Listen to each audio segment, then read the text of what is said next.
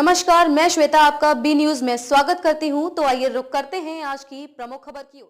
खैरलांजी सरपंच संघ की संयुक्त बैठक हुई संपन्न। खैरलांजी जनपद पंचायत के सभा कक्ष में आज 11 मार्च को खैरलांजी सरपंच संघ की संयुक्त बैठक जिला सरपंच संघ जिला अध्यक्ष वैभव बिसेन, खैरलांजी सरपंच संघ अध्यक्ष डॉक्टर पुष्पेंद्र देशमुख, जनपद पंचायत अध्यक्ष प्रतिनिधि गुनाराम पघेले, जनपद उपाध्यक्ष दुर्गा प्रसाद दिल्लारे, पूर्व सरपंच संघ अध्यक्ष तेजलाल चौधरी एवं जनपद पंचायत क्षेत्र के समस्त सरपंचों की प्रमुख उपस्थिति में संपन्न हुई। बैठक में सरपंचों के द्वारा रेत को लेकर विशेष चर्चा की गई एवं विभिन्न मुद्दों पर चर्चा की गई। सरपंचों को आ रही विभिन्न समस्याओं को लेकर चर्चा हुई। वहीं बैठक में जनपद उपाध्यक्ष दुर्गा प्रसाद दिल्लारे ने कहा कि सरपंचों के द्वारा जनपद सदस्यों को दरकिनार किया जाता है। सरपंच एवं जनपद सदस्य मिलकर काम करेंगे तो ग्राम विकास में कमी नहीं होगी। जिला सरपंच संघ जिला अध्यक्ष वैभव बिसेन, खैरलांजी सरपंच संघ अध्यक्ष डॉक्टर पुष्पेंद्र देशमुख ने बैठक में कहा कि सरपंचों को कार्य के दौरान जो समस्याएं आ रही है उसका निराकरण हेतु जिले के उच्च अधिकारियों के समक्ष बात रखी जाएगी। अगर निराकरण नहीं होने पर खैरलांजी जनपद क्षेत्र सहित जिले की समस्त पंचायतों में तालाबंदी कर विरोध किया जाएगा। बालाघाट समाचार के लिए खैरलांजी से किशन बहेटवार की रिपोर्ट। यह उद्देश्य था कि सरपंच को बहुत सारी परेशानी से गुजरना पड़ता है। सबसे बड़ा सरपंच के पास है मनरेगा। मनरेगा की ऐसी कोई गाइडलाइन में नहीं लिखा है कि पशु शेड बंद होना चाहिए और अन्य विषय थे जो ऐसी गाइडलाइन में नहीं लिखा है। अभी 25 लाख तक की सरकार ने अनुशंसा कर दी, लेकिन आज तक 25 लाख का किसी भी सरपंच को काम नहीं दिया गया मनरेगा के अंतर्गत। और उसके बाद ऐसा किसी गाइडलाइन में नहीं लिखा है कि हमको काम के लिए बड़े अधिकारियों की अनुशंसा की जाए। तो हमारा सरपंच परेशान है, प्रताड़ित है। मेरे द्वारा पिछले भी समय मुद्दा उठाया गया था। मैं पुष्पेंद्र देशमुख, सरपंच संघ अध्यक्ष खैरलांजी, जिला सरपंच संघ कोषाध्यक्ष, ग्राम पंचायत की जो मटेरियल का काम किए हैं न उसका पेमेंट आ रहा था कई दिनों से, और जो मजदूरी काम किए मजदूर ने उनको कम से कम 4 महीने से पेमेंट नहीं आ रहा था। अब मजदूर कैसे काम करें?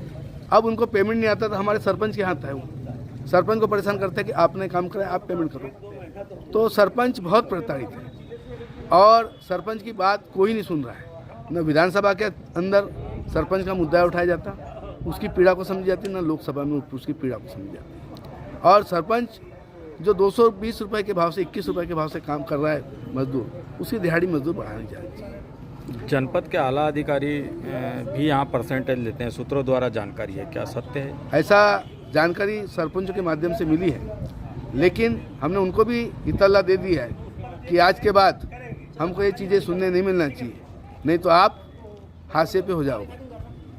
फिर सरपंच संघ इस जनपद को ताला लगा देंगे। जैसे कि मुद्दा ये भी उठा था बीच में कि मजदूरी कम दी जा रही ना, इसलिए तो बढ़ा नहीं, तो सरकार ने गाइडलाइन तय की है 221 रुपये, उसमें से भी काट कर दी जा रही है। खैरी में बीच में मुद्दा उठा था, नहीं काट के इसलिए दी जा रही कि कुछ हो सकता है मजदूर ने काम नहीं किया होगा, इसलिए काटी गई होगी। आज खैरलांजी जनपद में सरपंच संघ की बैठक रखी गई जिसमें आपकी उपस्थिति दिखी। क्या विषय पर बैठक किया? आज हमारे खैरलांजी जनपद परिवार ने पूरा हमारे सरपंच साथियों की बैठक रखा था। हमारा पूरा सरपंच परिवार एक हुआ था क्षेत्र का, और बहुत सारी जो क्षेत्र में चल रही विसंगतियाँ हैं कार्यों को लेकर के इन सब पे मुद्दे पर चर्चा हुई।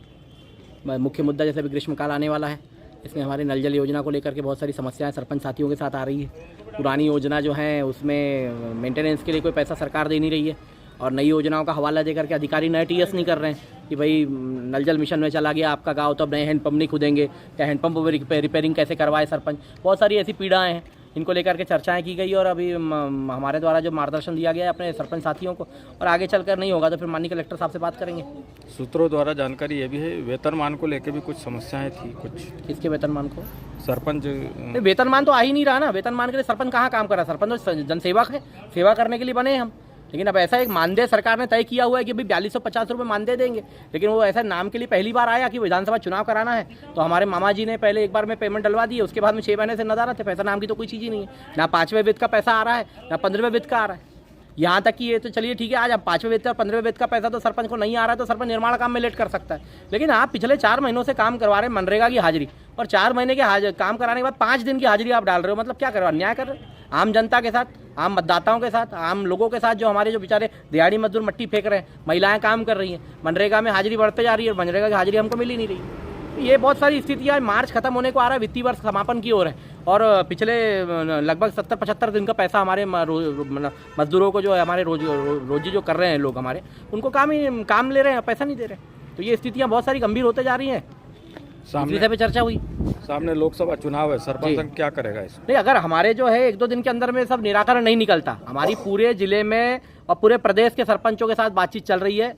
प्रदेश सरपंच संघ भी इसमें लगा हुआ है कि भाई अगर 1-2 दिन 4 दिन में, मुश्किल से बामुश्किल 2-1 हफ्ते के अंदर अगर पूरा निराकरण नहीं निकलता तो मेरा मानना है कि काम बंद कर देना चाहिए, तालाशाबी लगा करके प्रशासन को दे देना चाहिए, तुम ही चला लो।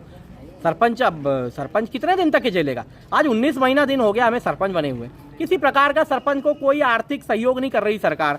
अब जहाँ पे टैक्सेशन है या जहाँ थोड़ी बहुत आय है पंचायत की, वहाँ तो हम कर्मचारियों की तनख्वाह भी दे पा रहे हैं, या भाई वो भी तनख्वाह 3 महीने में एक बार दे रहे हैं। लेकिन जहाँ वो आय नहीं है, जहाँ पे आय के साधन नहीं है, स्रोत नहीं है, तो वो कैसे कर पाएगा सरपंच? उसके बाद में फिर रेत माफियाओं का जो जकड़ाव है, उसमें सरपंच अलग प्रताड़ित हो रहा है, परेशान हो रहा है, गुंडागर्दी का भय का माहौल।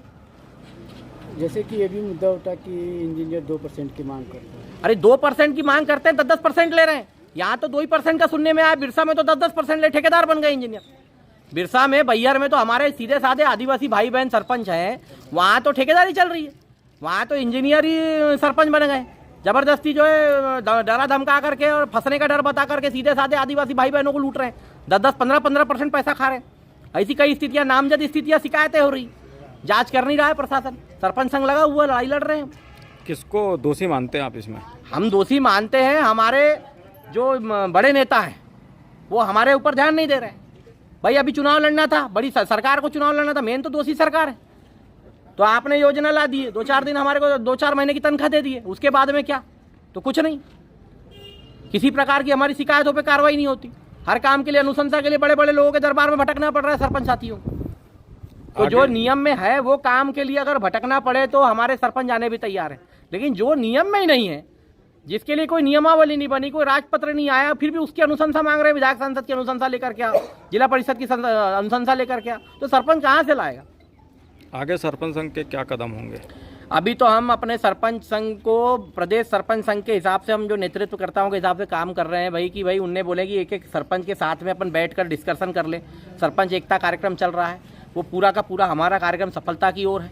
इसके बाद में भी अगर शासन प्रशासन को ये लग रहा होगा कि सरपंच जो है डर जाएंगे, दब जाएंगे, तो अभी वो माहौल से बाहर निकल चुके हैं, सरपंचों के अंदर कोई दिल में डर वर है ही नहीं। अगर ऐसी स्थितियाँ चलती रही तो ये मान के चलिए आने वाले कुछ ही दिनों के अंदर में सबसे पहले तो हम तालाबंदी कार्रवाई करेंगे और चाबी ले जाके दे देंगे माननीय कलेक्टर साहब को कि आप ही चला लो बालाघाट जिला।